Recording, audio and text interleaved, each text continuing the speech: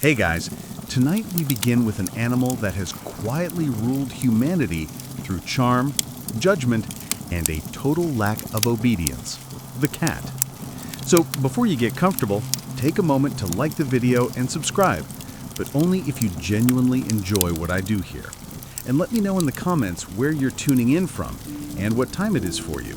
It's always fascinating to see who's joining us from around the world. Now, dim the lights, maybe turn on a fan for that soft background hum, and let's ease into tonight's journey together. It all started with humanity's favorite bad habit, optimism.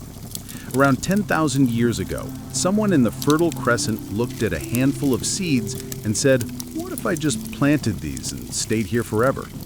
And just like that, agriculture was born, along with taxes, property disputes, and the first HOA complaints. Farming brought food security, which was great, and rats, which were not. Grain stores became tiny rodent resorts, all-you-can-eat buffets with unlimited reproduction. At night, the sound of tiny chewing filled the air, a lullaby of regret for choosing civilization. Then came the African wildcat, Felis silvestrius libica, the desert's answer to pest control. Sleek, silent, and fundamentally unimpressed, it strolled into human camps like it owned the lease. It didn't come to help, it came to hunt. But the result was the same. Fewer rats, fewer diseases, and one very confused species of early farmer, wondering why this furry little sociopath kept hanging around. No one tamed the first cats. There was no domestication event. It was more like an extended hostage negotiation. The cats stayed because the food was easy, and the humans tolerated them because the rats weren't. It was the world's first symbiotic relationship built entirely on mutual indifference. Every now and then, a particularly brave farmer tried to pet one and learned a valuable lesson about boundaries. The cats didn't purr. They hissed, bit, and went right back to work. And yet, over generations, something strange happened. The least violent cats lived longer around humans, and the humans, against all logic, started liking them. Stockholm Syndrome, but with whiskers. Eventually, cats realized that glaring silently while providing minimum effort guaranteed free food, a lesson that still forms the backbone of every modern feline-human relationship. The rats kept coming, the cats kept killing, and humanity, for the first time in its history, entered into a stable, long-term partnership that didn't immediately end in fire. No contracts, no loyalty, just a quiet understanding. You handle the vermin, and we'll pretend you're cute. And for 10,000 years, that deal has held, proving once again that evolution's favorite joke is letting humans think they're in charge. No one remembers the exact moment humans and cats made a deal, mostly because neither side acknowledged it. It wasn't a handshake, it wasn't a ceremony, and it definitely wasn't mutual respect. It was more of a silent understanding that went something like, "You keep the rats out of the grain, and we'll try not to throw shoes at you." This was the world's first non-verbal labor contract, and it's still legally binding in every household today. The cats didn't move in with humans. They allowed themselves to live nearby. They lurk around granaries, pick off a few mice, then stare directly into the souls of farmers as if to say, "You're welcome." And the farmers, bless their desperate hearts, mistook that cold indifference for cooperation. Unlike dogs, who begged, fetched, and built entire religions around human approval, cats treated the partnership like an unpaid internship. They disappear for days, return with half a rat, and act like they just negotiated world peace. Humans, ever the sentimental idiots, began leaving scraps out for them, convinced they'd earned the animal's affection. It wasn't affection. It was rent. Over generations, the same quiet pattern repeated. The friendliest wildcats, meaning the ones who didn't immediately remove chunks of your forearm, lingered closer to human settlements. They tolerated being around people, occasionally let someone pet them, and managed to look deeply disappointed the entire time. Humans, meanwhile, interpreted every flick of the tail as love. They started painting cats on pottery, carving them into charms, even calling them companions. It was history's first case of mass emotional projection. But make no mistake, cats were still fully wild. They hunted alone, mated loudly, and refused to listen to anyone. And yet they stayed, because humans were sloppy, rats were plentiful, and the arrangement worked. So while the rest of the animal kingdom evolved through survival or cooperation, cats evolved through sheer vibe management. They gave nothing, demanded everything, and got it anyway. Thus, the silent contract was born, a 10,000-year agreement between two species who would never fully trust each other, but also couldn't stand being apart. The humans thought they had tamed nature. The cats thought they had found indoor plumbing.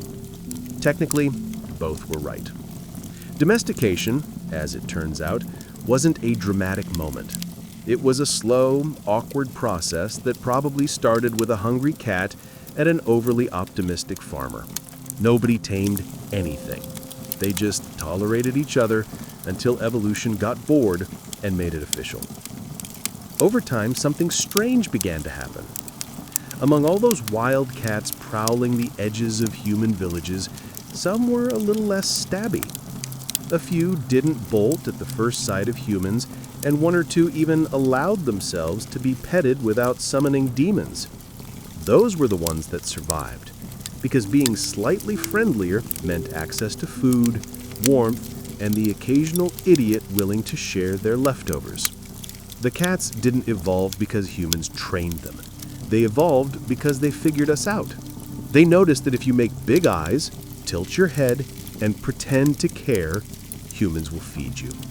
It's the same strategy influencers use today. This wasn't domestication. It was psychological warfare, fought quietly over generations with purring as the main weapon. Humans, of course, thought they were in control. They started referring to the animals as our cats, as though ownership could be declared over a creature that routinely ignored commands, personal space, and property rights. Archaeologists have found ancient pottery showing humans cuddling cats, and you can almost see the confusion on both faces. To the humans, it was love. To the cat, it was a brief hostage situation with snacks. Natural selection favored the cats that could fake affection. The hissers, the biters, and the emotionally unavailable wanderers, so 95% of them, slowly became outnumbered by their slightly more patient cousins. And from that tiny genetic shift, Felis catus was born, the domesticated cat. Of course, domesticated is a generous term. The modern house cat still retains 95% of its wild genome, which is science's polite way of saying it's just pretending. They don't hunt because they have to. They hunt because they're bored. They don't cuddle for warmth. They cuddle because it makes you drop your guard. So no, cats didn't change to fit human society. Humanity just adapted to living with a beautiful little sociopath that purrs while plotting your downfall. Evolution calls it symbiosis. We call it cute. By around 2000 BCE, humanity had fully fallen for the scam. What started as a practical pest control agreement had evolved into mass emotional dependence. The Egyptians, brilliant architects, mathematicians, and chronic overachievers, looked at cats and decided, yes, this tiny apex predator is clearly divine. Egypt was the world's first cat cult, and it was magnificent. The African wildcat, once a scrappy rodent assassin, was now lounging in palaces wearing gold jewelry. People worshipped them, painted them, and in some cases fed them better than their servants. Killing one, even by accident, was punishable by death. Imagine explaining to your family that Uncle Horm got executed because he stepped on Bastat's favorite furball. At the center of this feline fanaticism was Bastat, the headed goddess of the home, fertility, and music, basically the ancient world's version of a Pinterest mom. Her temples were filled with cats that priests fed, groomed, and probably apologized to regularly. Egyptian art is full of them, sleek, graceful cats sitting under chairs, playing with fish, or judging humans in hieroglyphic silence. They were depicted as protectors of families and destroyers of serpents, though, to be fair, most of their actual destroying was probably limited to knocking over things that were expensive. Archaeologists have even uncovered entire cat cemeteries filled with mummified felines wrapped in linen and tucked away with offerings. One site alone contained over 300,000 cat mummies.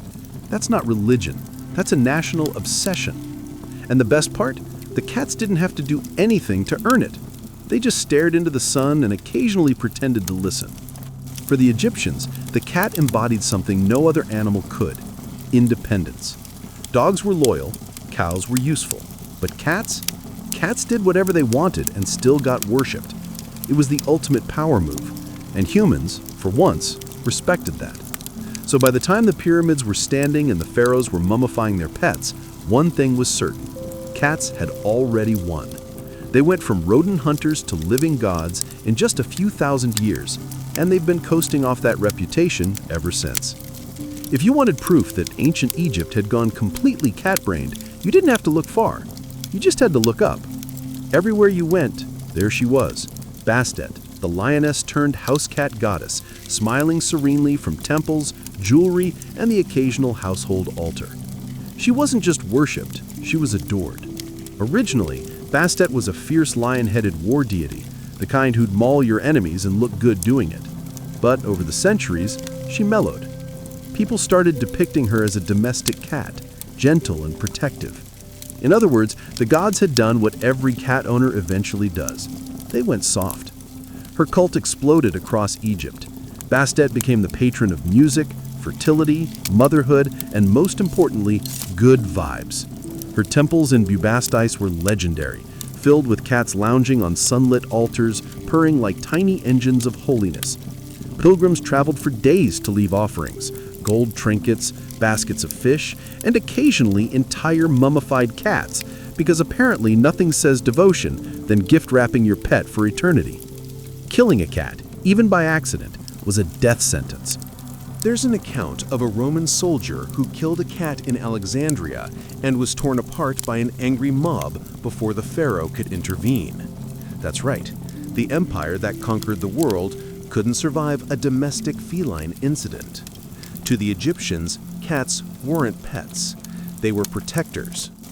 They guarded the home from snakes, rodents, and evil spirits, which, statistically speaking, made them more effective than most priests.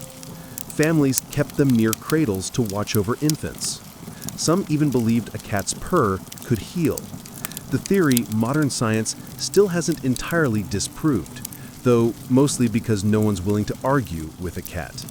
Bastet's popularity turned Egypt into the first recorded cat utopia. Temples became sanctuaries where cats could eat, sleep, and ignore worshippers in peace, which honestly still sounds like paradise.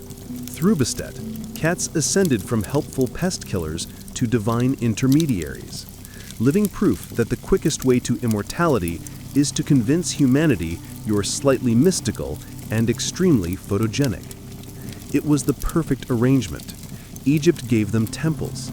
The cats gave them indifference. And somehow, both sides thought they were the blessed ones.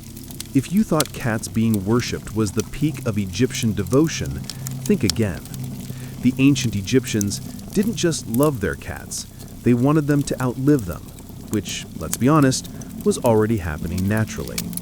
Welcome to the era of cat mummification, a boon industry of spiritual embalming, linen wrapping, and mass feline flattery. Archaeologists have uncovered cat necropolises, literal cities of the dead, filled with millions of tiny mummies, each one neatly wrapped, labeled, and buried with the kind of ceremony most humans could only dream of. The idea was simple. Cats were sacred to Bastet, so giving one a proper burial brought good fortune in the afterlife.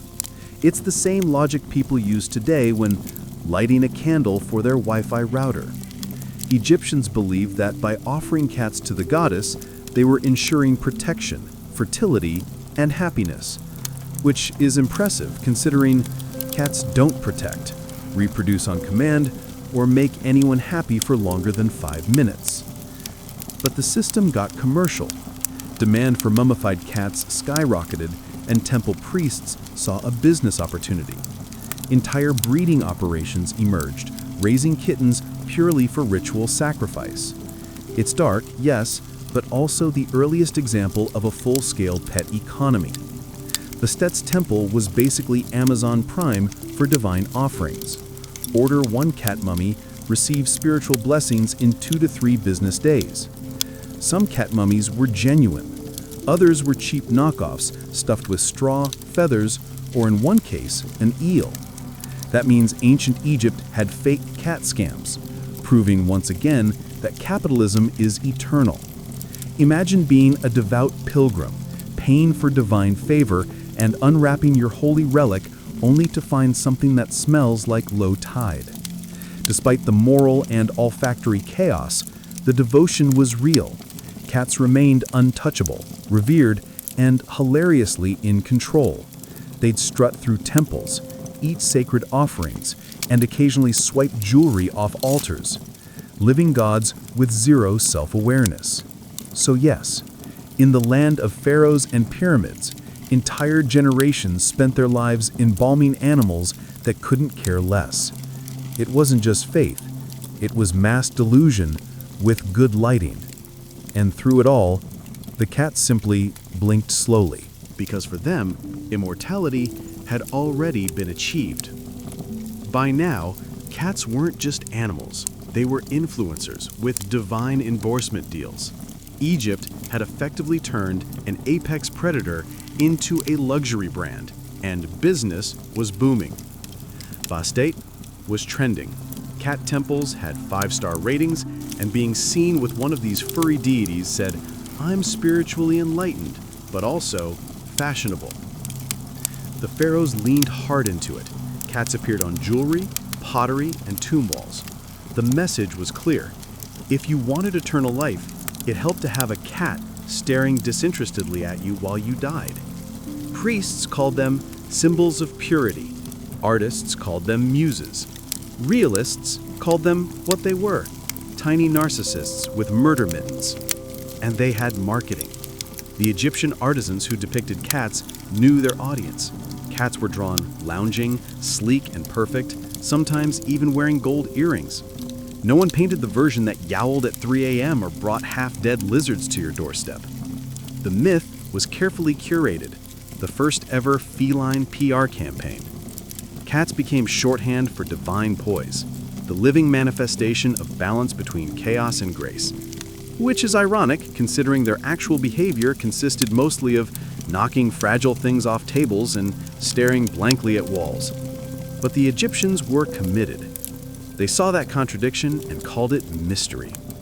Every noble household had cats, not for pest control anymore, but for prestige. A cat walking into a banquet was like a celebrity cameo. Guests would bow, servants would offer milk, and the cat would ignore everyone because it had more important existential things to do, like staring at the ceiling. The higher classes even began breeding cats selectively, not for friendliness, but for aesthetics. Sleeker coats, darker stripes, more regal stares. Egypt didn't just invent the concept of royalty, it invented the concept of looking royal while doing nothing. In short, cats had gone full divine influencer. They didn't have to perform, contribute, or even care. Their beauty was their power. The more detached they seemed, the more humans adored them, proving that ancient Egypt didn't just worship cats, it invented the modern celebrity. And while humans built statues and shrines in their honor, the cats simply blinked once slowly. Egypt's greatest civilization reduced to their marketing department. As Egypt basked in its golden age of cat worship, another quieter revolution was happening. Cats were going global. They didn't plan it, of course. Cats don't plan anything beyond nap here and kill that. But thanks to human trade routes, they began their great accidental migration, the cat diaspora. You see, ships in the ancient world were floating buffets for rodents. Grain, food stores, and ropes, all prime real estate for vermin. And sailors, desperate to not have their bread eaten or their toes nibbled, started bringing cats aboard.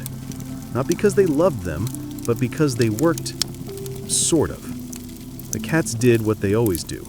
They showed up, killed a few mice, napped in the sun, and occasionally knocked something valuable into the sea. Sailors didn't mind.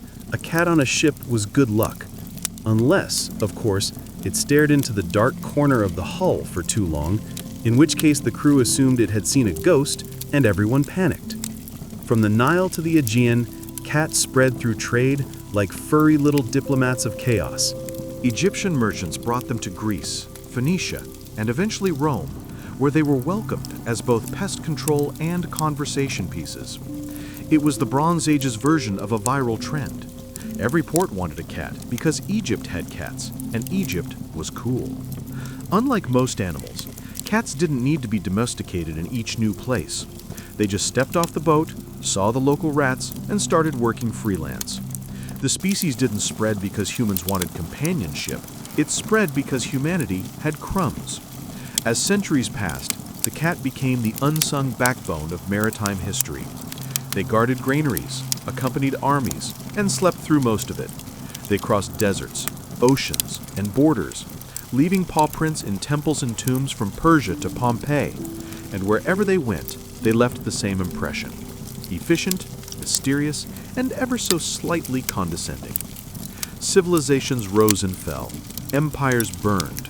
Philosophers debated the nature of the soul. The cats just kept traveling, surviving, and quietly judging every human innovation along the way. So while humans conquered the world for glory, cats did it by accident, and with much better posture. When cats finally padded their way into ancient Greece, they entered a civilization obsessed with beauty, order, and geometry. Three things cats respect in theory, but destroy in practice.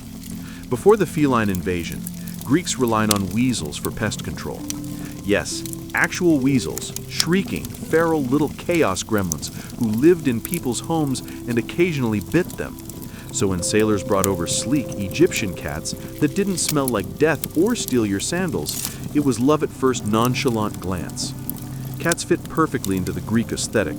They were elegant, self-contained, and completely indifferent, which coincidentally is how most philosophers describe the gods. The Greeks admired restraint and composure, and the cat was basically the embodiment of both. Even Aristotle would have respected an animal that could ignore you so efficiently. Soon cats became the new pets of the upper class. Not the working kind of pets, like dogs, but the ornamental kind, like furniture that occasionally blinked. In Athens, they lounged in courtyards, basking in sunlight and existential superiority. Poets wrote about them, artists painted them, women adored them, perhaps recognizing a kindred spirit in a creature that was graceful, mysterious, and always slightly unimpressed. Meanwhile, the cats didn't care. They were still doing their job, hunting mice, lounging by oil lamps, and occasionally climbing onto important scrolls at exactly the wrong time. Every civilization that hosted them learned the same lesson. A cat will solve your rat problem, but it will replace it with an ego problem. The weasels, of course, were furious. They lost their jobs overnight. You can almost imagine them holding tiny picket signs outside granaries reading, "Egyptian imports are ruining local business." But nobody listened. Cats had better PR and much better fur. By the time of the Hellenistic period, cats had secured their place as both pest control and status symbol, the animal version of a philosopher's toga. They didn't obey commands, but they didn't need to. Simply existing gracefully was enough to make Greeks worship them. It was the perfect cultural fit. One society obsessed with reason, and one animal that operated entirely without it. The Greeks tried to understand cats. The cats understood everything and just pretended not to. When the Romans adopted cats, they didn't just get pets. They got furry anarchists that ignored every social structure Rome ever invented. For an empire obsessed with law, order, and Latin grammar, cats were a walking contradiction. They did nothing, followed no rules, and somehow everyone still fed them. At first, Romans only wanted them for practical reasons. Grain was life, rats were death, and cats were the fluffy middlemen of survival. Roman warehouses, ships, and villas all kept a few, usually referred to as mures bellator, mouse warriors. It sounds noble, but it mostly involved napping until something squeaked. Before cats, Romans used weasels and ferrets, which were efficient, but let's face it, not exactly photogenic. Cats, on the other hand, looked elegant even while committing murder. Soon they were appearing in mosaics, frescoes, and household shrines. Archaeologists have found Roman cat skeletons buried with care, proof that even the world's toughest soldiers went soft for a purr. But cats didn't care about Roman authority. They ignored legions, emperors, and even the occasional gladiator trying to impress them. Imagine Julius Caesar, conqueror of Gaul, trying to call a cat and being met with slow blinking. That's power. They fit perfectly into Roman society precisely because they didn't fit at all. Romans admired independence, dignity, and controlled arrogance, all traits the cat embodied naturally. A senator could lecture about discipline all morning, then go home to a creature that refused to acknowledge his existence. Philosophically, it was humbling. Spiritually, it was infuriating. In time, cats spread to every corner of the empire. From Britain's rainy outposts to Egypt's sunlit ports, they patrolled Roman streets, taverns, and temples. Sailors kept them on ships, farmers in barns, and noble women on silk cushions. They were the equal opportunity companions of Rome, adored by patricians and peasants alike, though equally indifferent to both. By the empire's peak, cats were a quiet constant, small, silent, and smug as civilization collapsed around them. When Rome eventually fell, they didn't mourn it. They simply walked over the ruins, found the next grain store, and got back to work. The Romans built aqueducts and empires. The cats built legacies, one paw print at a time. While the cats of Egypt and Rome were busy reclining on cushions and perfecting the art of being worshipped, something entirely different was happening thousands of miles east. In ancient China and Southeast Asia, a new species of cat-human cooperation was forming. Not out of religion or romance, but out of sheer agricultural desperation. Here, farmers had a different kind of problem. Rice paddies, silk stores, and more rodents than anyone had time for. Enter the Asian leopard cat, Prionurus bengalensis. Smaller, wilder, and slightly more psychotic than its African cousin. It was a sleek, spotted hunter that didn't meow so much as it judged you in high definition. Unlike Egypt's pampered tabbies, these cats weren't divinely adored. They were tolerated like eccentric tenants who refused to leave. Farmers noticed that when these cats showed up, the mice disappeared. So, they did the logical thing. They put out food and hoped for the best. The cats predictably took the food, murdered a few rodents, and never said thank you. This wasn't domestication. It was parallel evolution with a side of emotional distance. 2 continents, 2 human populations, and 2 completely separate species of wild cat. Both coming to the same conclusion: these hairless apes might be worth freeloading off. Over generations, some leopard cats became calmer, or at least stopped trying to claw their landlords. Farmers even started breeding them, which historians agree must have been an ambitious and deeply regretful decision. But these Asian domesticated cats never quite lost their wild streak. They were more decorative than affectionate. And while they excelled at pest control, they still regarded humans as suspicious roommates. In essence, they were the prototype for every modern cat that lets you pet it once, then disappears for 2 days. This second domestication event didn't last forever. Eventually, trade brought African cats eastward, sleeker, more adaptable, and slightly less murdery. The local cats were politely phased out, like an outdated software update that still occasionally crashes. Still, for a time, 2 distinct feline civilizations thrived, one basking in Egyptian gold, the other prowling Asian rice fields. two evolutionary branches, one shared personality, beautiful, mysterious, and absolutely uncooperative. It wasn't love, it was global conquest achieved through silence, cuteness, and total disregard for instructions.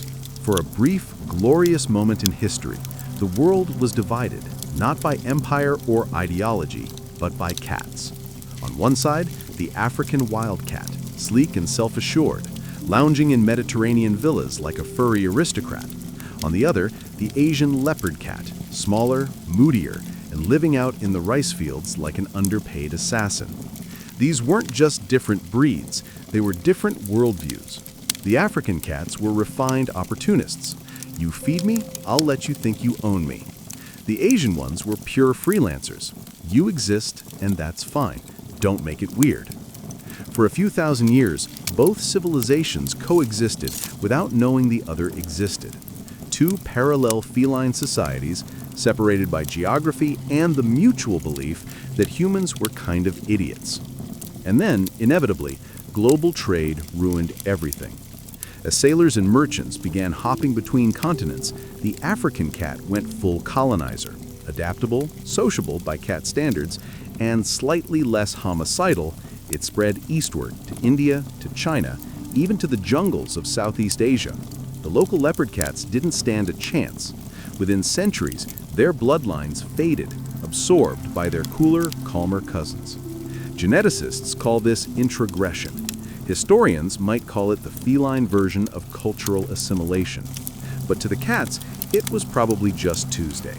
The Asian leopard cats didn't vanish entirely. They just got out-evolved by a species that had perfected the art of pretending to care. By the Iron Age, the descendants of both were meeting for the first time, probably under a wagon, deciding who got to eat the rat first. From there, they interbred, merged, and gave rise to the modern domestic cat, a creature whose DNA still carries the memory of both ancestors, the African hunter's confidence and the Asian loner's distrust. Scientists today can literally see this double heritage in a cat's genes, and frankly, in its personality. One moment it's affectionate, the next it's plotting your demise. It's not moody, it's bicultural. So yes, humanity domesticated cats twice, and the cats, in return, agreed to tolerate us once. They merged not for love nor loyalty, but simply because it was convenient. And if that isn't the purest expression of evolution, nothing is. By the time cats reached medieval Europe, they'd spent thousands of years perfecting their strategy. Stay quiet, look adorable, and let humans do the heavy lifting. It was working brilliantly until Europe, in its infinite wisdom, decided that anything independent, quiet, and nocturnal must be working for the devil. Welcome to the Middle Ages, a time when logic was burned at the stake. Cats, especially black ones, suddenly went from holy protectors of the harvest to alleged servants of Satan. Why? Because they stared too long. They moved too gracefully, and they didn't bark on command. In other words, they were guilty of being cats. The church led the charge, accusing cats of witchcraft, heresy, and general suspicious vibes. Monks preached that their glowing eyes were portals to hell. Priests warned that witches could turn into cats at night, and the peasants, who already feared thunder, mirrors, and literacy, panicked. The result? A continent-wide cat purge. Thousands were killed, burned, or thrown from towers in the name of spiritual hygiene. It was a rough time to have whiskers. Even just feeding a stray could get you accused of consorting with the occult. Humanity, in one of its proudest moments, declared war on its own pest control system. The cats naturally withdrew. They went feral, vanished into barns and forests, and probably muttered something equivalent to, "Good luck, idiots." Without cats, rats flourished. Grain stores filled with droppings, towns swarmed with vermin, and fleas multiplied unchecked. Europe was becoming one giant biological warning label. The irony was almost cosmic. The very animal accused of summoning evil had been keeping real evil in the form of plague-ridden rodents at bay. This was the great medieval mistake, a case study in superstition triumphing over survival instinct. Humanity had managed to turn its best ally into an enemy, and nature took notes. The cats, of course, didn't care. They'd been worshipped by gods and murdered by fools. Both experiences probably felt about the same. And while preachers droned about demons, the rats threw a party. A very large, very infectious party that would soon wipe out half of Europe. The moral? Never fire your best employee during a crisis. After centuries of treating cats like demonic freeloaders, Europe finally got what it deserved. A biology lesson written in corpses. It began quietly in the mid-4th century. A few rats on a few ships carrying fleas full of Urinia pestis, a bacterium with no sense of humor and an excellent work ethic. Within months, the Black Death was on tour. People blamed everything except the obvious. Some blamed the stars, others blamed foreigners. Many blamed God, who by that point was probably muttering, "I gave you cats for a reason." Towns emptied, crops rotted, and priests gave last rites faster than anyone could invent hand sanitizer. Meanwhile, the rats had a golden age. With cats nearly extinct from superstition and paranoia, the rodent population exploded. Fleas jumped, diseases spread, and human civilization turned into a cautionary tale. The cats, watching from the outskirts, probably took notes on how quickly humans could destroy themselves without assistance. By 1350, entire cities were ghost towns. 1/3 of Europe was gone. If there had been a medieval Yelp, the continent would have received 0 stars and a "would not recommend." The irony was thick enough to choke on. The church had condemned cats as evil, and now evil had shown up. Microscopic, contagious, and delivered by the rats the cats used to eat. Eventually, people started to notice the pattern. Villages that still had a few cats seemed less dead. Maybe, just maybe, the furry little devil's helpers weren't so demonic after all. Slowly, cautiously, cats crept back into towns like divine retribution wrapped in fur. They hunted the rats, reduced the fleas, and restored a semblance of balance. Of course, humanity didn't apologize. It never does. Instead, they just acted like the whole thing had been part of the plan. The church quietly stopped mentioning cats in sermons. Peasants began feeding strays again, and the plague, insulted by the sudden competence, moved on to Asia. By the 15th century, the cat had reclaimed its throne, not through worship or politics, but through sheer, unbothered survival. While Europe buried its dead, the cats just yawned, stretched, and went back to work. The only creatures in history to win a holy war by doing absolutely nothing. When the smoke of the Middle Ages finally cleared, and half of Europe had either died, prayed itself hoarse, or invented new diseases, the cats returned. Not marching triumphantly, of course. That would have required enthusiasm. They just appeared one morning, stretching on rooftops, blinking at the sunlight, and pretending they'd been here the whole time. Europe didn't so much welcome them back as quietly pretend the whole demonic servant of Satan thing had been a misunderstanding. Towns that once hunted cats were now begging for them. Farmers built little shelters. Nobles adopted them as house mascots. And monasteries kept them in libraries to guard against mice. A kind of reluctant holy reinstatement. The cats naturally accepted this redemption arc with total emotional neutrality. They didn't forgive, they didn't forget. They just resumed pest control and passive-aggressively shed on church manuscripts. To them, the plague had merely proven a point. Never underestimate the consequences of firing your best employee. By the Renaissance, cats had evolved from cursed creatures to cultural icons again. Painters included them in family portraits, scholars kept them in studies, queens paraded them as living jewelry. Leonardo da Vinci even sketched them mid-pounce, clearly impressed by something that could defy physics and etiquette at once. But even in their comeback, cats never gave too much. They refused obedience, ignored training, and offered affection only when it suited them. Humans called this mystery. Biologists call it behavioral dominance. From Egyptian temples to European castles, the pattern had come full circle. The cat's position in society rose, fell, and rose again, untouched by reason, religion, or rat. Every era thought it was using the cat. Every era was wrong. By the dawn of modernity, the cat had survived wars, plagues, and persecution, all without forming a single organized movement. Its strategy was simple: stay beautiful, stay silent, and let humanity collapse under its own enthusiasm. So ends the pre-modern chapter of our uneasy alliance. The cat began as a wild hunter, became a god, then a witch, then a roommate. It has outlived pharaohs, popes, and empires, and it still won't come when cold. Because in the end, humans never truly domesticated cats. Cats just domesticated civilization.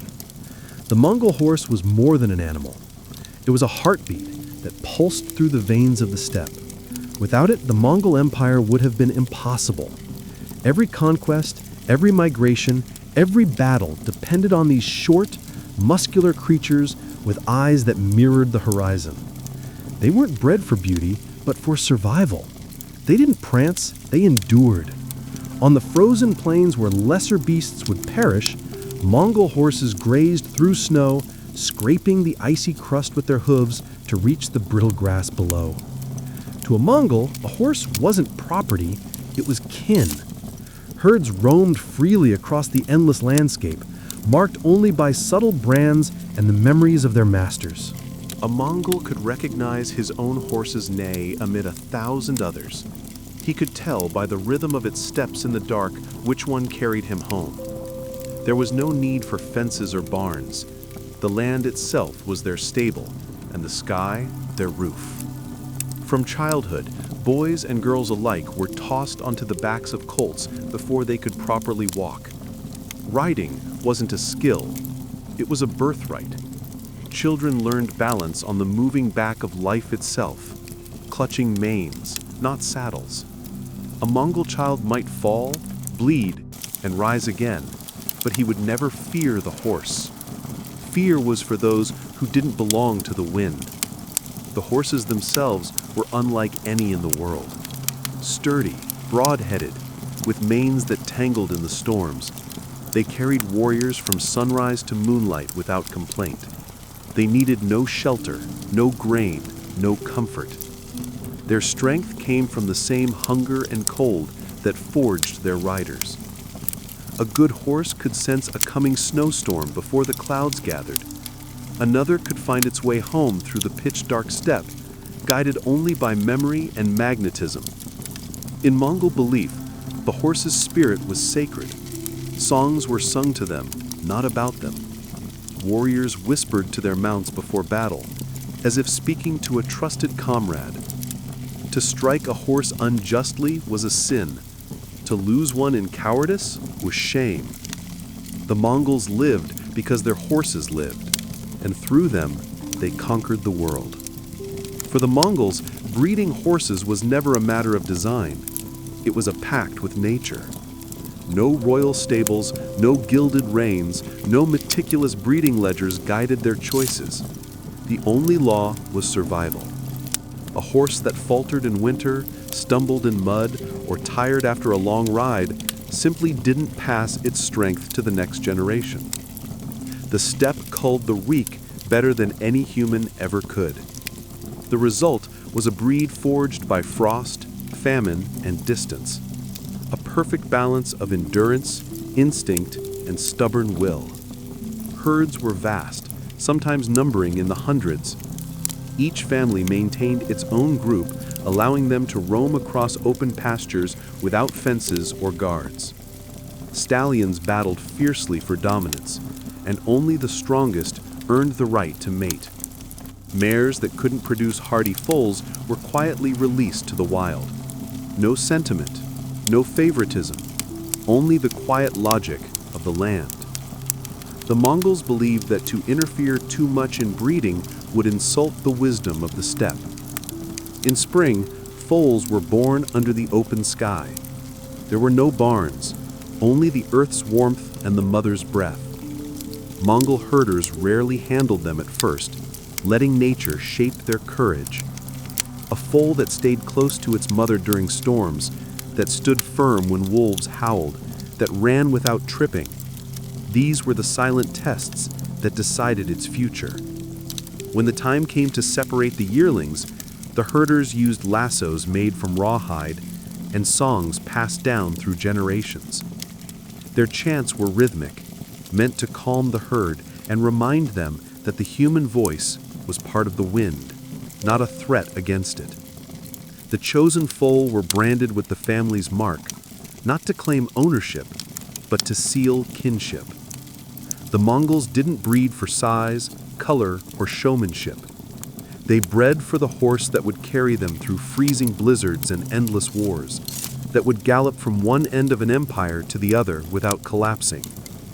In the end, every Mongol horse was both wild and wise, loyal and free. They weren't made by hands, but by hunger, storms, and the fierce mercy of the steppe itself.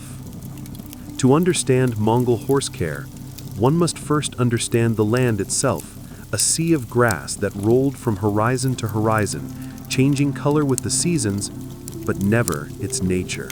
The Mongols didn't own the steppe. They shared breath with it. The land was both cradle and battlefield, and their horses thrived in its extremes. There were no fences, no stables, no artificial boundaries. A horse might wander for days, yet always find its way back by scent, memory, and instinct sharper than any compass. Each family's herd was part of a larger rhythm. During summer, horses grazed on the lush plains near rivers and lakes, drinking freely and growing strong on the fat grasses. When winter came, the herds were driven to higher ground, where the snow was thinner and the wind stripped the grass bare. There, the horses learned to pore through ice for food, to eat frozen grass, and to survive without human help. Mongol horses didn't depend on men. They made men depend on them. Every few days, herders rode out to check their herds, not to feed or shelter them, but to observe. They studied how the animals grouped, how they moved, how the foals followed. The bond between herder and horse was built on patience, not possession. Mongols often said, "The steppe feeds what it loves and kills what it doesn't." That was not cruelty, it was understanding. When storms swept across the plains, the horses gathered in tight circles, heads turned inward, shielding the foals with their bodies. The humans watched and learned. Nature taught them how to survive, and they imitated her lessons. Mongol tents, called gurs, were round for that reason, the shape of endurance. Horses were never overworked or broken. After long campaigns or journeys, they were released to heal naturally. A warrior might own 100 mounts, rotating them between rest and battle, ensuring no single horse was ever driven to exhaustion. This was the secret behind Mongol mobility, the world's first system of animal logistics. While other empires bred horses for prestige, the Mongols bred them for partnership. The land raised them, the wind hardened them, and the riders honored them. Together they became unstoppable. A Mongol's relationship with his horse was intimate, practical, and sacred all at once. Every drop of sustenance the steppe offered came through these creatures. Milk, sweat, and sometimes blood.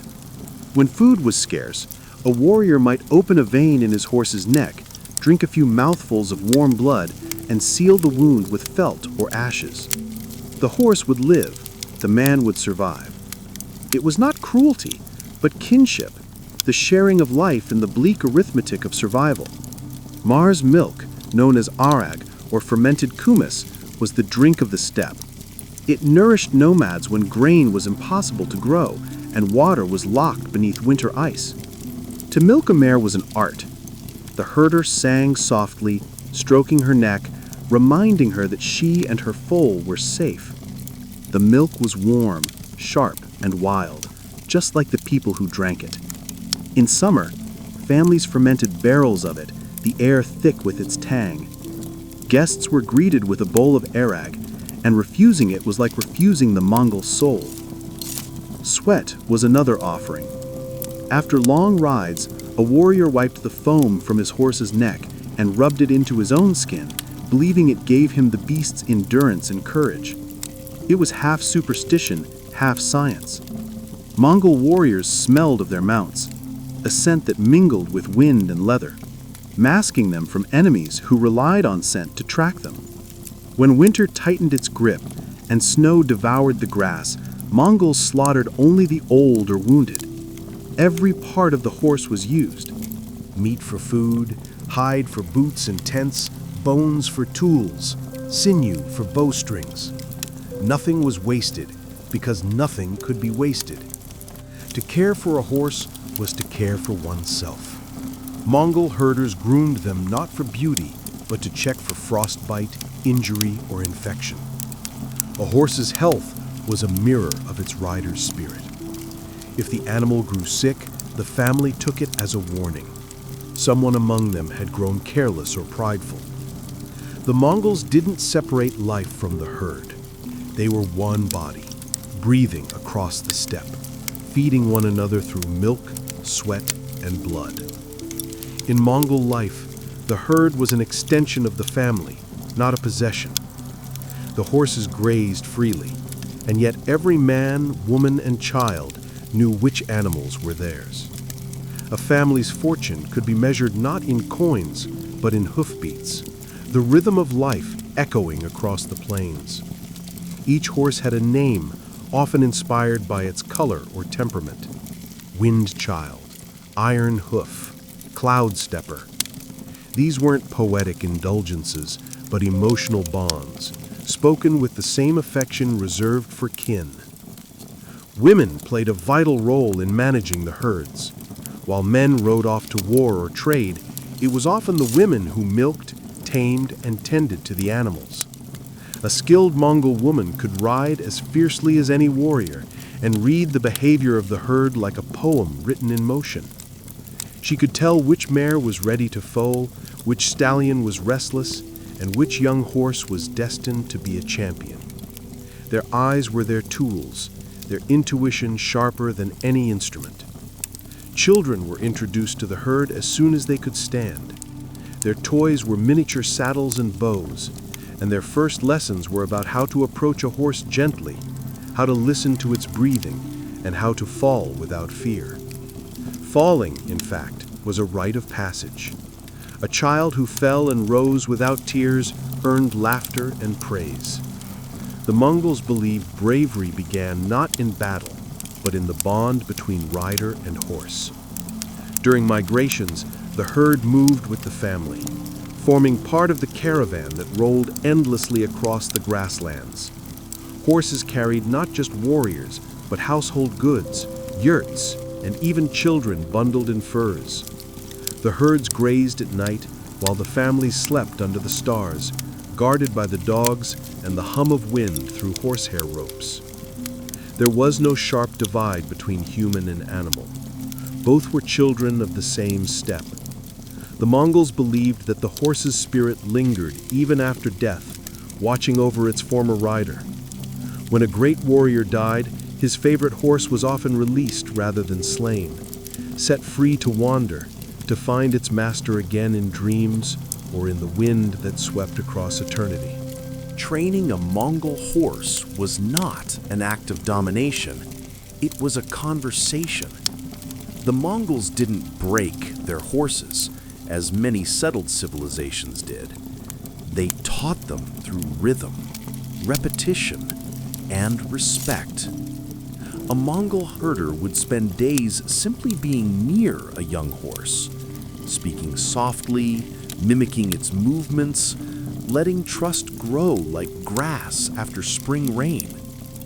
Only when the bond was visible in the animal's calm eyes would training begin. The first step was desensitization. Foals were introduced to sounds of wind, drums, and the crackle of fire early, so that nothing on the battlefield would frighten them. Children, light and agile, were often the first to mount them, bareback, with only a rope around the neck. The horse learned to follow shifts in weight rather than the pull of a bit. By adulthood, it could respond to the faintest pressure of a knee or the whisper of a command. Unlike the heavy war horses of Europe, Mongol mounts were small, often no taller than 13 hands, but their strength was hidden in endurance. They could travel 100 kilometers a day without tiring, thrive on minimal feed, and cross rivers or deserts with equal ease. A well-trained Mongol horse could gallop for hours, then stop on a dime, spin, and charge again, obedient not from fear, but from partnership. Archery practice was a cornerstone of training. Riders would shoot arrows at full gallop, teaching their horses to maintain balance and speed without direction. The animals learned to anticipate their rider's rhythm, to slow slightly as the bow was drawn, to surge forward when the shot released. Over time, horse and rider moved as one being, breathing in sync. A Mongol horse could even find its rider after being separated in battle. Many accounts from enemies told of riderless horses returning to their camps, their saddles blood-stained, their eyes fierce and searching. The Mongols believed this loyalty came from the horse's spirit, bound by trust, not ownership. By adulthood, a horse was a steppe soldier, trained not for pageantry, but for war. It carried empires on its back, its hooves writing history into the earth. To ride one was to hold the pulse of the steppe beneath your hands, wild yet willing, free yet faithful. When the Mongols rode to war, their horses were both weapon and shield. Each warrior brought not one, but several mounts, sometimes up to 5, rotating them to preserve strength. While one galloped into battle, others grazed freely, resting until their turn came.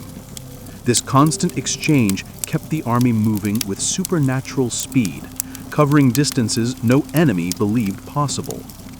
The Mongol horde was not an army. It was a tide of horses that never stopped moving. On campaign, the care of the animals came before sleep or food. Warriors would remove the sweat-crusted saddles, rub the horses with felt to dry their backs, and check hooves for injury. A cracked hoof could slow an entire unit, so spare horses followed every troop, carrying only the essentials: meat, milk, and weapons. At night, horses were tethered in loose circles around the camp, heads inward, ready to stampede outward if attacked. Even in silence, they served as an early warning system, the steppes' living alarm bells. In peacetime, the same care continued. Horses were released to graze over open plains to rebuild their strength and spirit. The Mongols believed that too much control weakened an animal's soul, so freedom was part of recovery. No Mongol ever lashed a horse from anger. Discipline came through trust, not punishment. A horse that trusted its master would ride through fire without hesitation. Horses were also central to spiritual rituals. Shamans performed blessings before long journeys or wars, brushing sacred smoke across the animal's flanks to protect them from evil spirits. If a horse fell in battle, a rider would whisper its name and leave a tuft of mine as tribute, thanking it for its service. To die in the saddle was honorable, but to let one's horse die in vain was shame beyond forgiveness. After a successful campaign, warriors shared milk and meat with their horses before feasting themselves, a silent acknowledgement of who had truly won the war. Peace, too, was a time for gratitude. Horses that had carried leaders or survived great distances were released to roam, forever free on the plains they once conquered. The Mongols understood a truth few civilizations grasped. Empire was built not on men alone, but on the endurance of their horses. In the harsh world of the steppe, survival was a matter of rhythm. Ride, rest, recover, repeat. The Mongols understood this instinctively. They treated their horses not as machines of war, but as living comrades whose health determined the fate of entire clans. When a horse limped or showed signs of fatigue, it was never abandoned.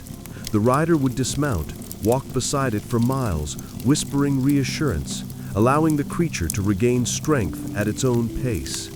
Compassion wasn't weakness, it was wisdom born of necessity. Healing began with observation. Mongol herders could spot illness in a horse simply by the way it breathed or stood against the wind. A drooping ear or sluggish tail told stories of imbalance. There were no veterinarians, only experience passed through generations. Remedies came from the earth itself. Warmed animal fat for swelling, fermented mare's milk for internal illness, and ash mixed with herbs to disinfect wounds. A horse that survived such treatment became tougher, more trusted, a veteran of the steppe. After long journeys or battles, horses were turned loose to recover in vast open grasslands. The Mongols believed that nature healed better than any hand. The wind brushed away sweat, the grass calmed the stomach, and the freedom of movement restored spirit. A horse confined was a horse that forgot how to live. Freedom was medicine. The mares in particular were treated with gentle reverence. Their milk fed families. Their foals renewed the herd, and their instincts guided migrations. During foaling season, the camp moved slower, allowing mares to rest. Even warriors hardened by war softened their voices around newborn foals. A Mongol child might be given the honor of naming a new horse, binding the next generation of rider to the next generation of steed. Rituals often accompanied recovery. Shamans tied strips of blue silk to the manses of sick or injured horses, symbolizing the eternal sky's blessing. When healing came, the ribbons were left to flutter away with the wind, carrying gratitude back to the heavens. To heal the herd was to heal the people. Every hoofbeat carried memory. Every man held the whispers of wind and prayer. The Mongols knew the secret to endurance wasn't conquest. It was care shared between man and beast. The Mongols believed every horse carried a fragment of the eternal blue sky, the divine essence that watched over all living things. To them, horses weren't just beasts of burden. They were vessels of spirit, born from wind and thunder. When a Mongol rode across the plains, he wasn't simply traveling. He was part of a cosmic dance between man, animal, and sky. In their stories, the first horse was said to have sprung from lightning, its mane a trail of flame, its hooves striking sparks that birthed the stars. This myth wasn't mere poetry. It captured a truth. The Mongols saw motion as sacred. Stillness meant death, but to ride meant life. Every gallop was a prayer. Every snort a hymn to the sky god Tangri. When horses died, they weren't forgotten. Their skulls were sometimes placed atop hilltops or near river crossings, their hollow eyes facing the horizon.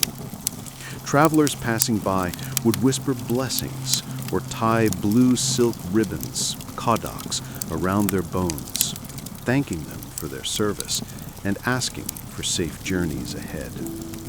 Even in death, the horse remained a guardian of the steppe. During festivals, herders gathered to race their finest mounts, testing speed, endurance, and loyalty. There were no saddles, no whips, just rider and horse flying together as one. Victory wasn't just pride.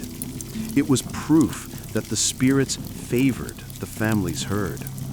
The winners weren't merely celebrated, they were blessed.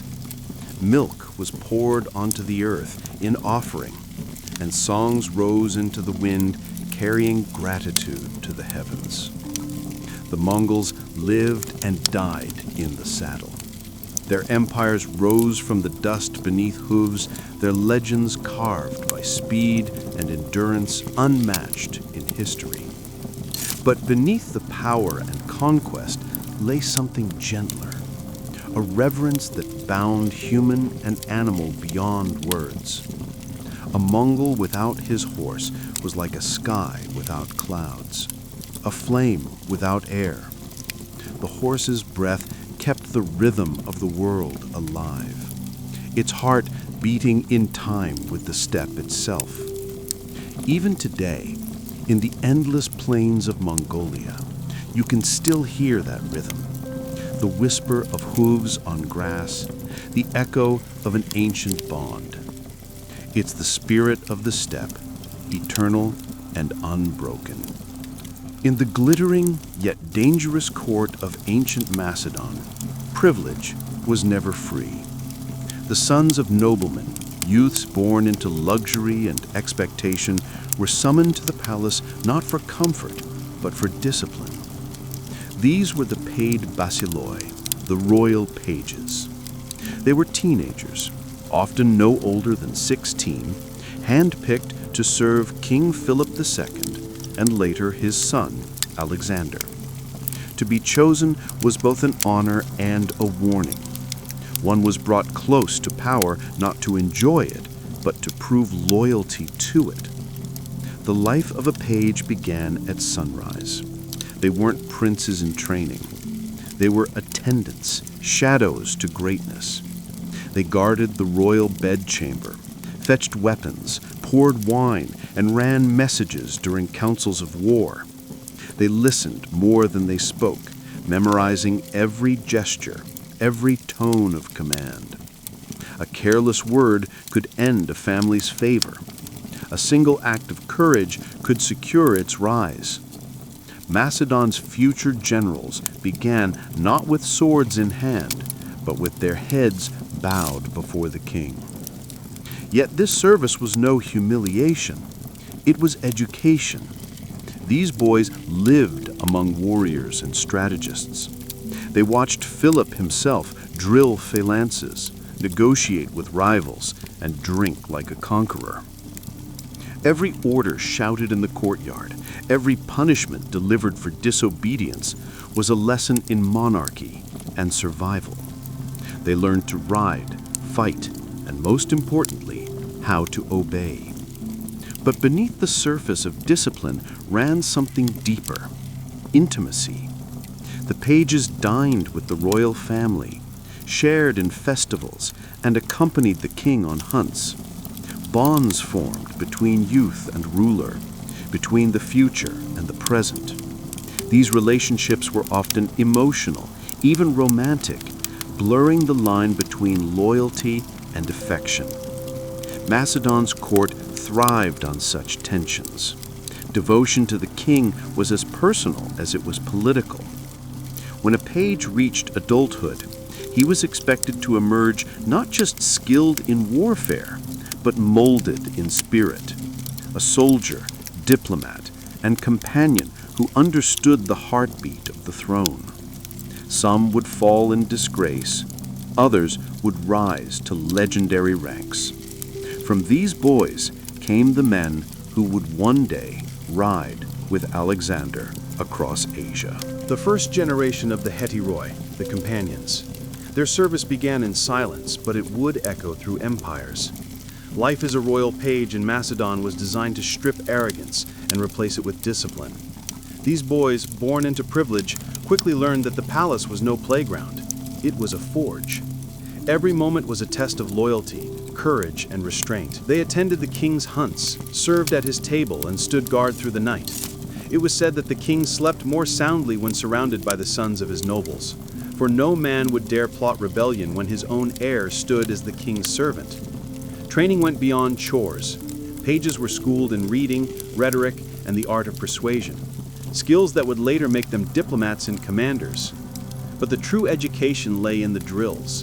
They practiced horseback riding until their thighs burned, learned to draw the Macedonian bow, and sparred in the courtyards where laughter was rare and bruises were frequent.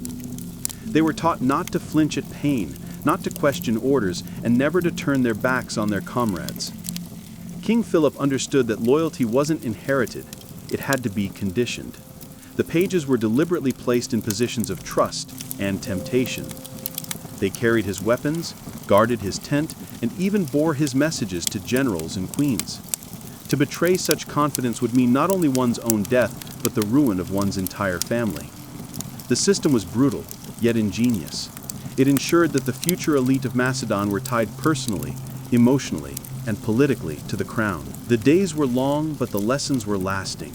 From serving wine to the king during feasts, to helping him mount his horse before battle, every act drilled obedience into the young nobles. Yet this service also gave them access to power. They saw how Philip manipulated allies, punished rivals, and rewarded loyalty with estates or command. The pages observed the anatomy of kingship from the inside out. In time, many of these youths would become more than courtiers. They would be the hetairoi, the king's elite companions and cavalry officers. The line between servant and successor blurred. Loyalty became ambition, and ambition was the spark that would one day follow Alexander the Great across the known world. As the royal pages matured, their training evolved from obedience to mastery. Those who proved themselves worthy through loyalty, endurance, and sharp intellect were elevated into a brotherhood that would change history, the hetairoi, or companions. This was the highest honor in Macedon. They were no longer servants of the king, they were his chosen few, his inner circle, and his cavalry elite. The hetairoi were more than soldiers. They were bonded to the monarch by friendship, shared danger, and mutual respect. A page who became a companion was granted not only a horse and armor, but also proximity to the throne. To fight beside the king was both a privilege and a burden. Every man in the companion cavalry was expected to die before allowing harm to reach the monarch. Their loyalty was not demanded, it was proven in every charge. The origins of this institution stretched back to Philip II, who reshaped Macedon's military into a war machine. He knew that a king's safety could not rely on mercenaries or politics. It needed men who loved him as they loved their own kin. The young nobles who had grown up serving him were ideal candidates. They had seen the man behind the crown. They knew his temper, his strategies, his humor, and his ambitions. That familiarity bred not contempt, but devotion. By the time Alexander inherited his father's throne, the hetairoi had become the backbone of Macedon's military genius. These were not common soldiers. They were thinkers on horseback, warriors trained in both combat and counsel. Alexander expanded their role, making them his advisors and confidants during campaigns. When he charged into Persia, he rode at the head of the companions, a gleaming spear point of discipline and daring. Yet this transformation from page to companion was not guaranteed. Many boys never made it that far. Some faltered under pressure, others fell in training, and a few learned that proximity to power was as dangerous as any battlefield. But for those who succeeded, immortality awaited.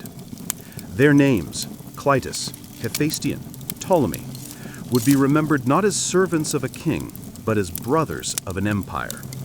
The hetairoi were born from loyalty, but they lived on through legend. To be a companion was not merely to serve the king, it was to share in his soul. The hetairoi of Macedon were bound to their ruler by oaths deeper than family ties, and sometimes by emotions that defied politics. In the royal court, affection and loyalty were intertwined. The Greeks might call it philia, the love between men forged through shared struggle. But in Macedon, it was something fiercer. These bonds were born in youth, during the years as royal pages. The boys lived together, trained together, bled together. They watched each other grow from frightened noble sons into hardened horsemen.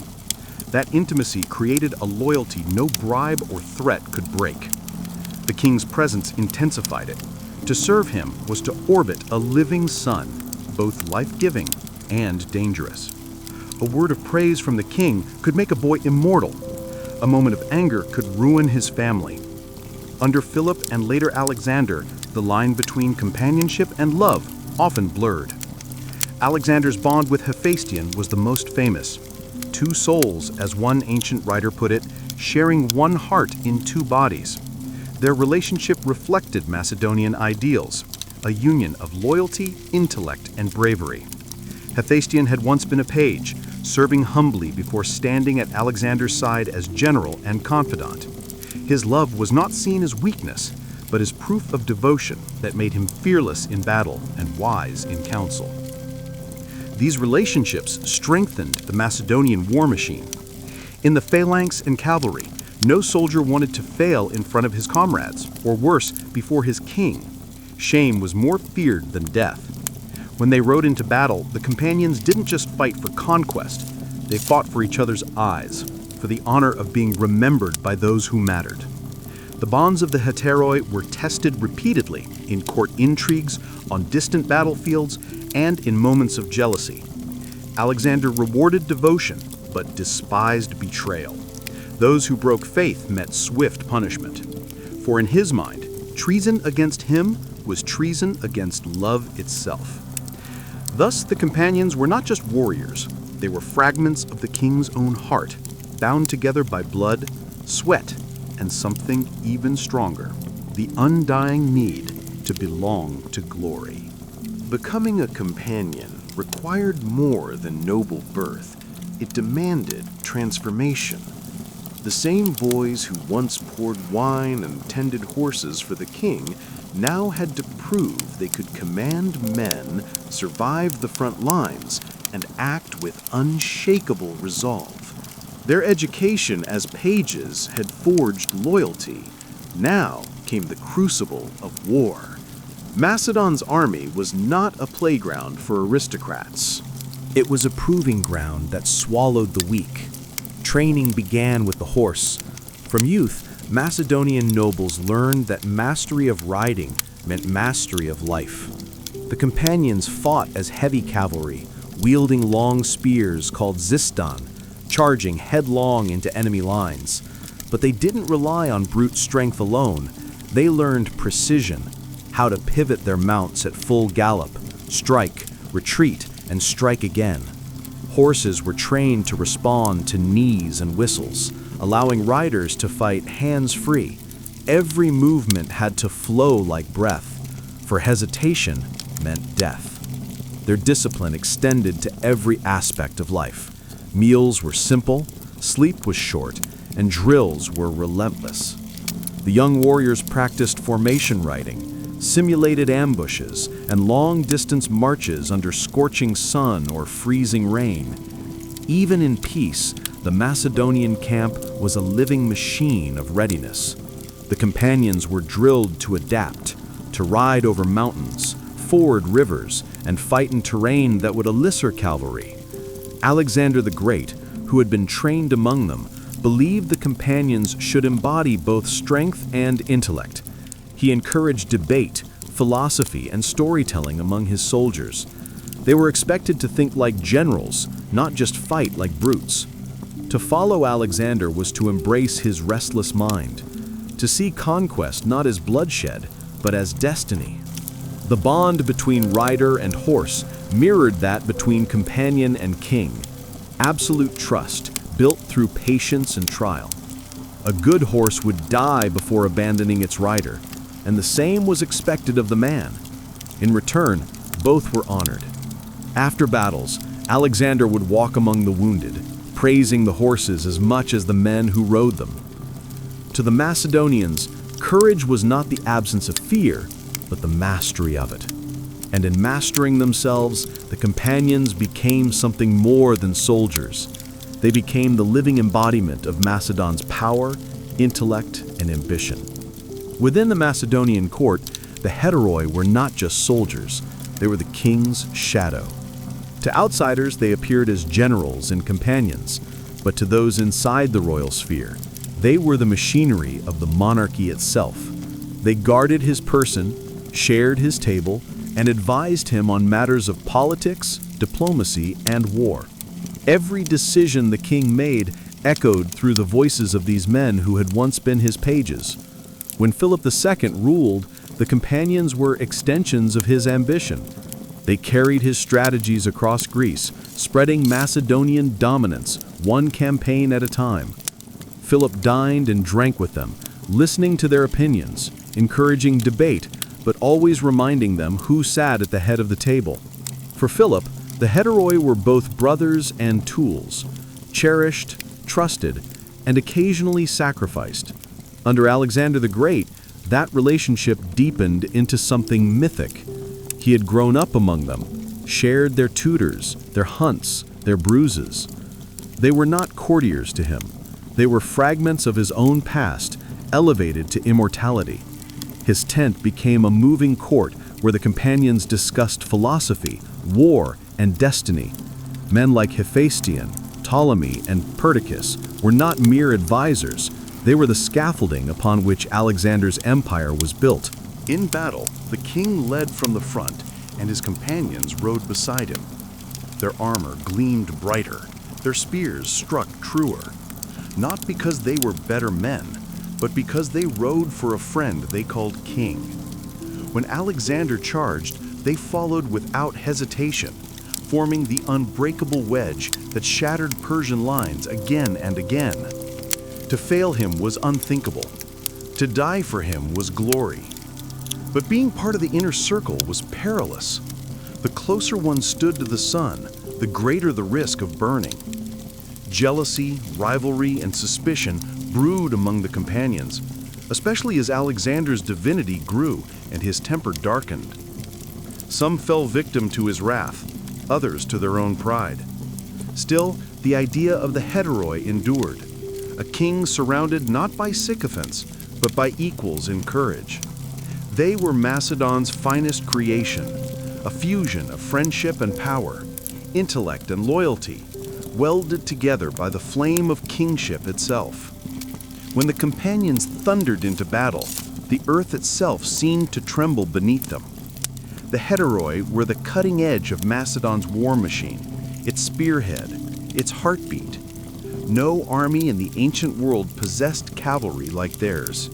They were not just horsemen, but tacticians, poets of motion who turned chaos into rhythm. Their formation, the wedge, was Alexander's signature, an arrow of men and horses aimed directly at the enemy's heart with the king himself at the tip. Each charge was a work of precision. Trumpets would sound, the phalanx would lock shields, and the companions would wheel forward, their long Ziston spears leveled like a forest of bronze. Dust and thunder filled the air. To their enemies, it looked like madness. To them, it was music. They rode in perfect synchronization, each man trusting the rider beside him more than his own life. They knew that one mistake, a hesitation, a broken line, could spell disaster. At the Battle of Chaeronea, the young Alexander first led the companions into combat beside his father. His charge shattered the Athenian line, proving the power of unity between man and king. Years later at Gaugamela, when facing the full might of Persia, Alexander repeated the maneuver. Surrounded and outnumbered, he aimed his companions straight at Darius himself. The Persian army broke, not from numbers lost, but from the sight of Macedonian courage bearing down like fate. To be a companion in such moments was to live on the edge of mortality. The noise, the heat, the stench of blood all vanished into a single focus. Protect the king, strike the enemy, do not fall. When the wedge broke through enemy ranks, it was not just a victory of arms. It was the culmination of years of loyalty, training, and brotherhood. After battle, the companions were the first to drink with Alexander, their armor still splattered with dust and blood. The king would walk among them, calling each by name, praising their valor, mourning their dead as brothers. In those moments, hierarchy dissolved. They were not nobles and monarch. They were men bound by triumph, by loss, and by the shared ecstasy of survival. For the companions, glory was not fame. It was the eternal memory of having charged beside a god. Power in Macedon was as intoxicating as it was perilous. For the heteroi, being close to the king meant walking a knife's edge.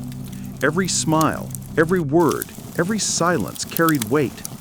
The same proximity that gave them glory also exposed them to envy, suspicion, and the deadly volatility of royal moods.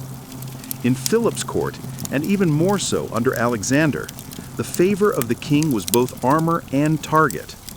Philip II had used charm and fear in equal measure to keep his companions loyal. One feast might end with gold and wine, another with a dagger in the dark. The young nobles learned quickly that loyalty was not only a virtue, but a survival skill. To question the king, even with good intentions, could be seen as treason, yet to flatter him to eagerly invited mockery. The perfect companion was bold in battle, but humble at court, a balance few mastered for long. Under Alexander, the dangers multiplied. As his empire grew, so did his pride and paranoia. The man who had once embraced his companions as brothers began to view them as potential threats. Some of his closest friends fell victim to his suspicion. Clitus the Black, who had once saved Alexander's life at the Battle of Granicus, was struck down by the king himself in a drunken rage after daring to speak too freely. The tent that had once echoed with laughter now harbored whispers and fear. To be loved by Alexander was both a blessing and a curse. Hephaestion, his truest friend, was adored beyond measure, but even he bore the crushing weight of expectation. When Hephaestion died, Alexander's grief was apocalyptic. He ordered days of mourning across his empire, executed doctors, and deified his fallen companion. The message was clear. The king's affection was divine, and to lose it was a death sentence. Still, men vied for that affection. The companions understood that the king's favor was the only currency that mattered in a world built on conquest. They risked not only their lives, but their souls for it. In Macedon, the bond between ruler and warrior was never equal. It was an unending struggle between devotion and power, where love could elevate or destroy with a single glance. When Alexander the Great's campaigns finally ended, the world he built trembled under the weight of its own glory. The Hetairoi, who had once followed him from Macedon to India, stood as living relics of a vanished age. Men who had seen gods bleed and kings weep. Their loyalty had shaped an empire, but without Alexander's unifying presence, that same loyalty fractured into ambition. The brotherhood that had once charged as one now found itself divided across continents.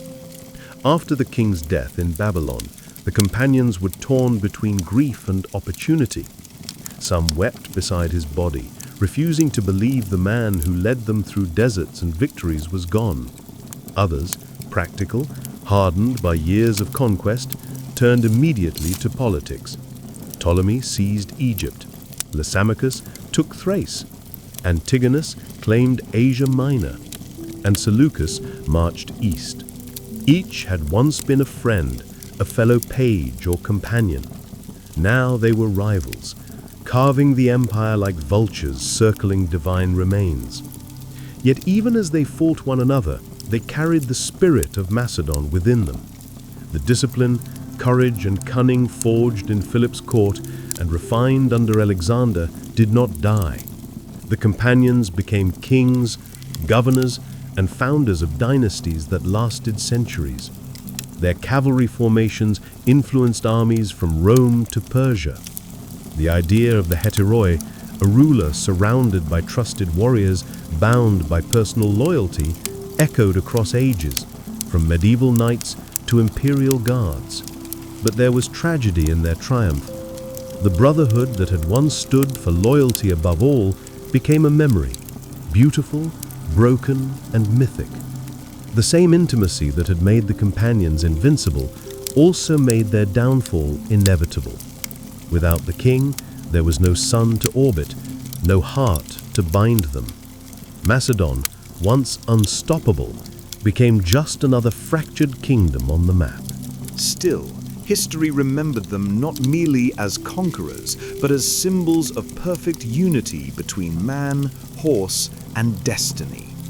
Their graves stretch from Greece to India, silent beneath foreign skies, but their legend endures.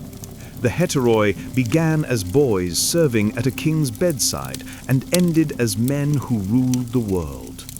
In their rise and fall lies the eternal truth of Macedon, that loyalty, when given to greatness, can shake the earth, and when betrayed, can shatter empires.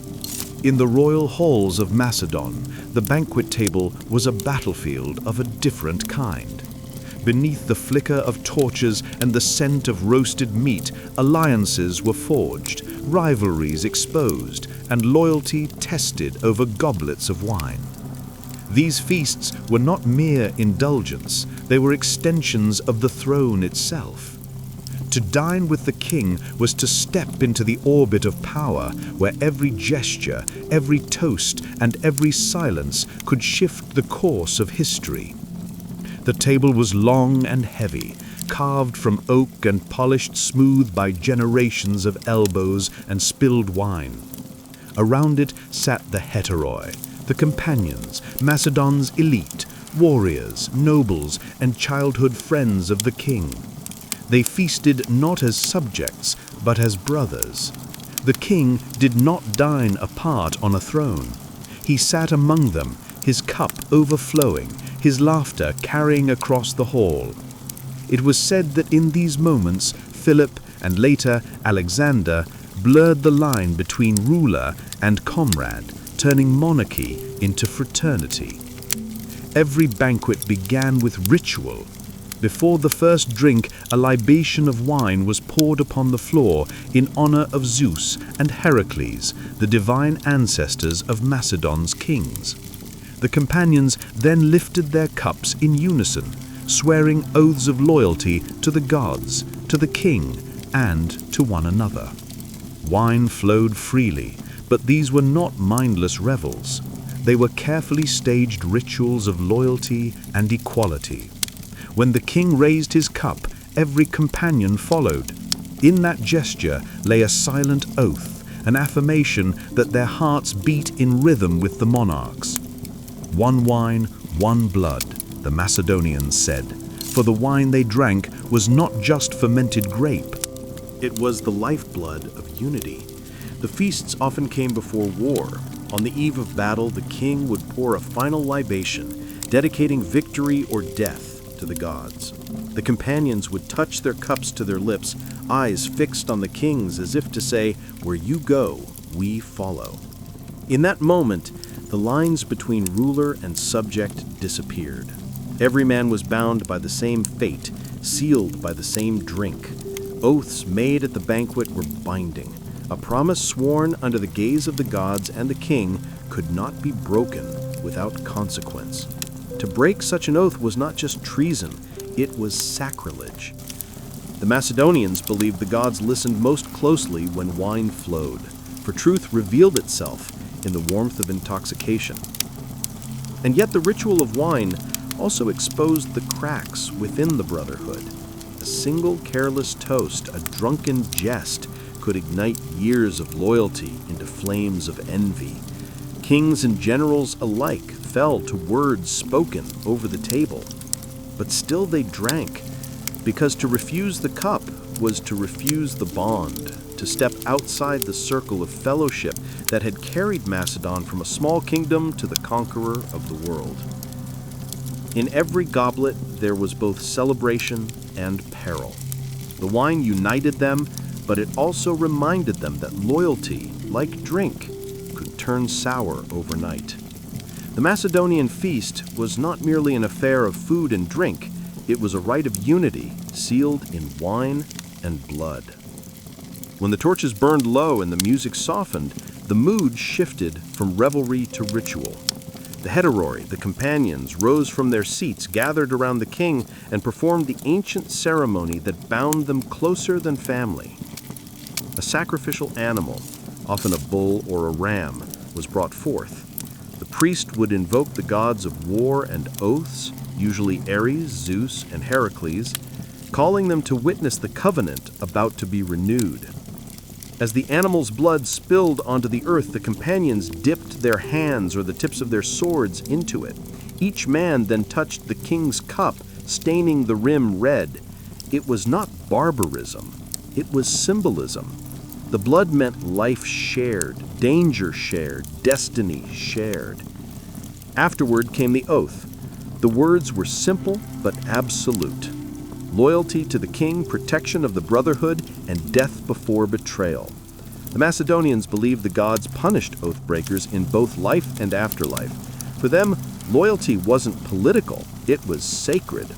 A man who turned against his comrades turned against the divine order itself. Once the ritual ended, the tension eased. The men embraced, drank again, and shouted their war cries into the night. They smeared blood across their foreheads like war paint, laughing in the face of death. It was as if they were daring the gods themselves to test the strength of their bond. For these warriors, friendship was not born of sentiment. It was hammered in the fire of shared hardship. They had marched across deserts, crossed frozen rivers, and faced armies 10 times their size. The banquet ritual reminded them that they lived and died not as individuals, but as a single force. Later, when Alexander carried Macedon across Asia, he continued the same blood rituals before his greatest battles. At Gaugamela, before facing the vast Persian host, he and his companions shared wine mixed with sacrificial blood. The men who charged beside him that day did so, knowing their oath had already been sealed in the oldest currency of loyalty, the lifeblood of kings and brothers alike. As the wine deepened and the torches flickered low, music began to weave its spell across the Macedonian hall. The feast transformed into theater, half ritual, half rebellion against mortality. For Macedonians, song was not entertainment. It was history, memory and prophecy sung aloud. Lyres plucked softly, flutes wailed like distant winds, and drummers kept the pulse of the army, even in times of peace. The musicians were often soldiers themselves, men who had fought alongside the companions. Their songs praised courage, mocked cowardice, and reminded every man that glory was fragile. A well-placed verse could immortalize a warrior or ruin him. One famous ballad told of Clitus the Black saving Alexander's life at the Battle of Granicus. Another whispered in darker corners hinted at his later death at the king's own hand. Macedonian music was both celebration and warning. During the feasts, the songs moved from light-hearted revelry to solemn chants. The companions would join in chorus, pounding their fists on the table in rhythm, shouting names of fallen comrades. It was not mourning, it was defiance. By singing of the dead, they kept them among the living. The hall would shake with voices calling to ghosts, laughter mixing with tears, as though the entire army, living and dead, feasted together under one roof. The king, too, took part. Philip was known to lead songs himself, his booming voice carrying over the crowd. Alexander, raised in that same tradition, brought a more refined spirit to the ritual. He often asked poets to recite Homeric verses, invoking Achilles and Patroclus, heroes whose friendship mirrored his own bonds with the companions. The implication was clear. They were not merely soldiers, they were living myth. As the night stretched on, the music quickened, urging men to dance. Boots struck the floor in wild rhythm. Cups were raised and blades flashed in drunken choreography. It was chaos made sacred, a reminder that valor was born not only in battle, but in the shared ecstasy of life itself. For the Macedonians, music was memory.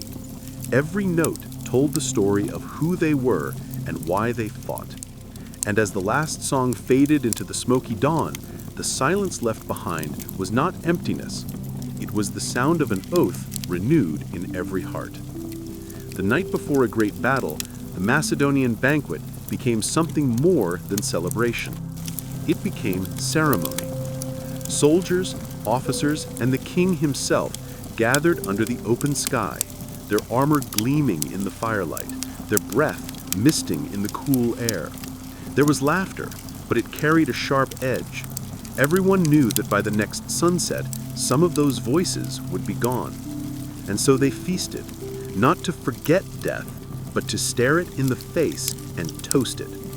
The cooks prepared simple but symbolic food: roasted lamb for strength, bread baked in round loaves to symbolize unity, and wine mixed strong to dull fear. The companions sat close to the king, forming a ring of trust that mirrored their cavalry formation. No walls separated them from the night.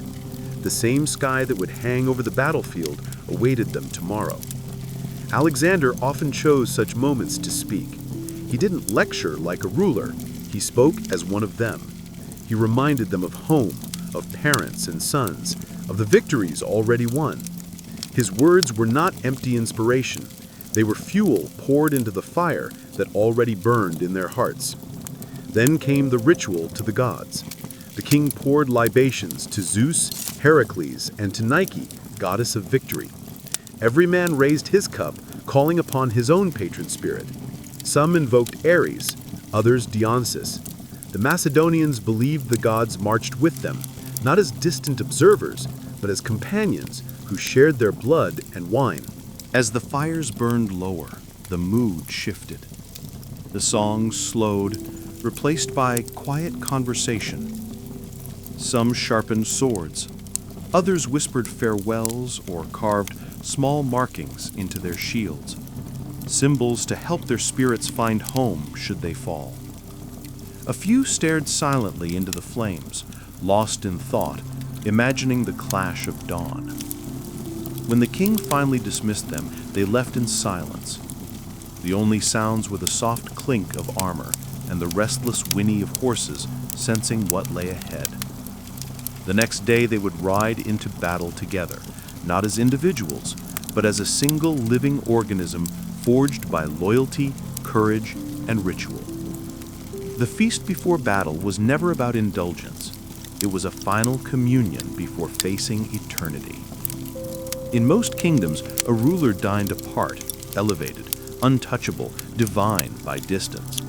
But in Macedon, the king sat among his men.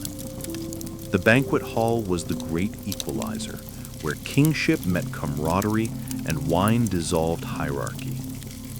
Philip II had begun this custom, breaking the Greek mold of royal isolation.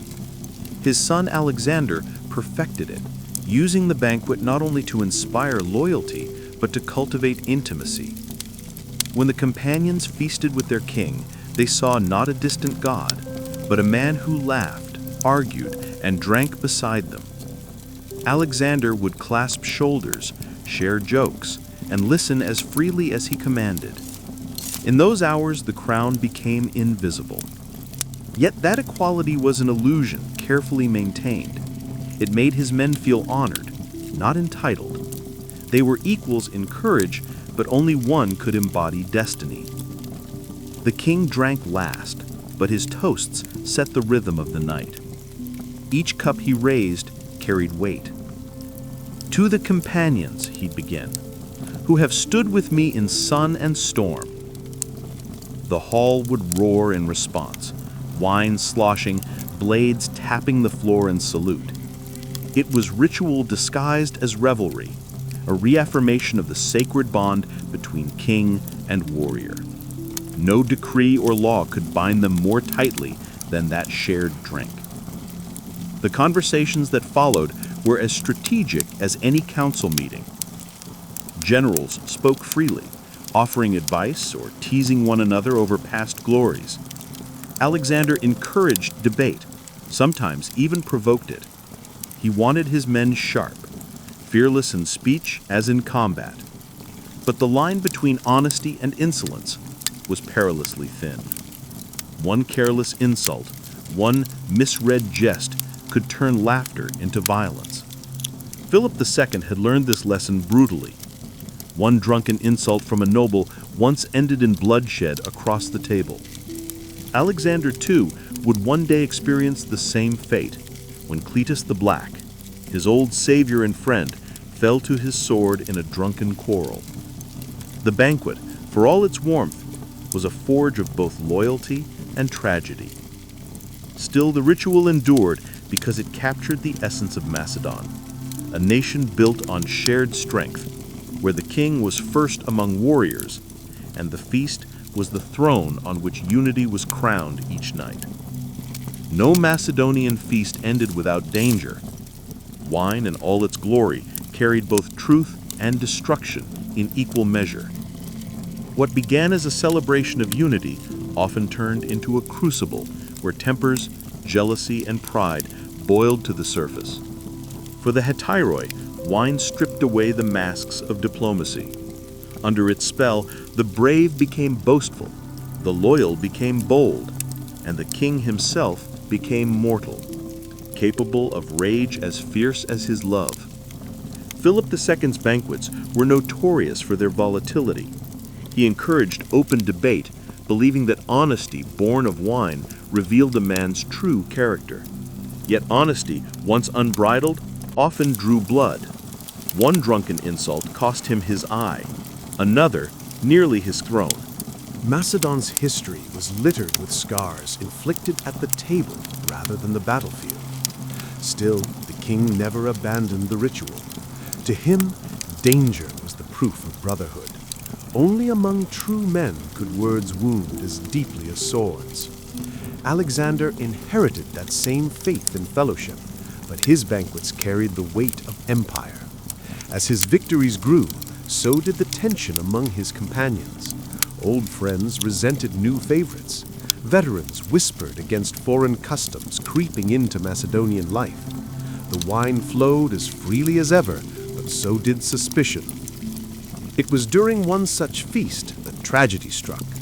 The infamous night when Clytus the Black, the man who had once saved Alexander's life, challenged his king too loudly and too honestly. Enraged, Alexander killed him with a spear. The hall that had echoed with laughter fell silent. The blood on the floor mixed with spilled wine, a grim reflection of the rituals that once bound them. The companions saw that even brotherhood had limits when tested by pride and power. Yet the banquets continued. To stop would have been to admit weakness, to break the very rhythm of Macedonian life. They drank again, toasted again, sang again, because to be Macedonian was to live with contradictions. The wine that united them also destroyed them, and they accepted both fates with equal courage. In those halls of light and shadow, kings and warriors alike learned the same lesson, that the price of truth among brothers is always paid in blood, and still they drank. After every storm came renewal. Even in the wake of bloodshed, the Macedonians clung to their brotherhood as if it were the only thing keeping the world from splintering apart. The day after a quarrel or a tragedy, the same men who had drawn swords over insults would meet again at the table. No apologies were spoken, only silence, shared cups, and the understanding that the bond of comradeship was stronger than words. This ability to heal without confession was what made the hetairoi unbreakable. Their unity wasn't gentle, it was forged through friction, like iron in a smith's fire. Every argument, every wound, every death reminded them of their shared mortality. They had seen the worst in one another and still chose to stay. That was the secret of Macedonian strength, not perfect harmony, but endurance through chaos. At these reconciliatory banquets, the rituals took on deeper meaning. The king would pour libations to the gods, not for victory, but for forgiveness. The companions would join in, drinking slowly, their laughter subdued. They toasted not the triumphs of battle, but the men who had fallen to pride and passion. Even Alexander, haunted by Clytus's death, sought purification through such feasts. He invited priests, philosophers, and musicians, turning the banquet into a bridge between guilt and redemption. The songs changed too. Gone were the wild chants of conquest. In their place came hymns to unity and remembrance. The companions sang of the river that carried both blood and wine, of brothers lost and found again in the endless march of destiny. The hall, once a place of rivalry, became a sanctuary, a space where warriors could remember that they were not gods, but men bound by shared fragility. By the time the cups were emptied and the torches burned low, something sacred had been restored. The Macedonians knew their tempers could ignite kingdoms, and their loyalty could found empires. But without reconciliation, both were meaningless. So they drank, not to forget, but to remember who they were together. Each renewed feast was a silent oath that no matter how far they rode or how much blood was spilled, the brotherhood would endure. Wine had broken them, yes, but it also mended them, again and again, long after the Macedonian Empire fractured and the companions became kings of their own realms. The spirit of the banquet lived on across Egypt, Persia, and Asia. Echoes of those nights in Pella and Babylon lingered. The laughter, the oaths, the blood spilled, and the songs sung. The feast had been more than a custom. It was the pulse of Macedonian identity. Wherever a former companion raised a cup, the old bond was reborn for a moment, glowing like an ember in the ashes of empire. In Alexandria, Ptolemy held banquets to honor the memory of Alexander, mixing Greek ritual with Egyptian grandeur. In Seleucia and Antioch, Macedonian generals turned kings imitated the old symposia, seating themselves among their captains, pouring libations to Zeus and Heracles, and retelling tales of the days when they had feasted with the boy who conquered the world. The ceremony had become myth, part nostalgia, part statecraft. To feast like Alexander was to invoke legitimacy, to remind everyone that they were heirs not just to a throne, but to a brotherhood. But the meaning of the ritual changed. The intimacy faded, replaced by politics. The kings who came after Alexander used banquets to display power, not share it. What had once been a circle of equals became a theater of hierarchy. The toasts grew grander, the wine sweeter, but the laughter rang hollow. The sacred simplicity of Macedon's old feasts, the raw fellowship of warriors who faced death together, was lost beneath gold and ceremony. Still, the memory endured, in legend. Poets and historians wrote of the nights when Alexander and his companions sat shoulder to shoulder, their armor piled at their feet, their futures unwritten. The image became eternal. A king who shared his cup, a band of brothers bound by wine, oaths, and war. Even centuries later, generals and emperors sought to recreate that magic. From Roman commanders in Gaul to Byzantine emperors in Constantinople, all borrowed the Macedonian model of unity through ritual dining. And though none truly matched it, the idea survived.